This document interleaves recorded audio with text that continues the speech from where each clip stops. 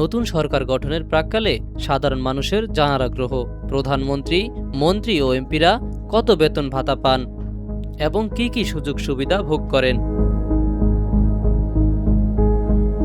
আইন অনুযায়ী রাষ্ট্রপতি সর্বোচ্চ বেতন পান মাসে 1,20,000 টাকা, প্রধানমন্ত্রীর বেতন 1,15,000 টাকা, মন্ত্রীরা পান 1,05,000 টাকা, প্রতিমন্ত্রী 92,000 এবং উপমন্ত্রী 86,500 টাকা, সংসদ সদস্যদের বেতন 55,000 টাকা।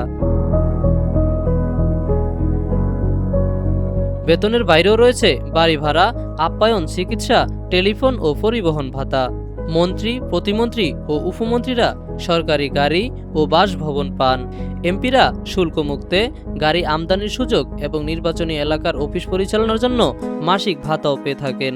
পাঞ্জাবের জগতে একটি বিশ্বস্ত নাম শাবাব এথনিক ওয়্যার। এছাড়াও রয়েছে দাতব্য ও স্বেচ্ছাধীন তহবিল, বাসা সাজসজ্জা খরচ, জ্বালানি সুবিধা এবং বিভিন্ন সামাজিক নিরাপত্তা প্রকল্পে সুপারিশের ক্ষমতা। সব মিলিয়ে বেতন ভাতার পাশাপাশি নানা সুযোগ সুবিধা নিয়েই দায়িত্ব পালন করেন দেশের প্রধানমন্ত্রী, মন্ত্রী ও সংসদ সদস্যরা। Boniamin, desk report, H news.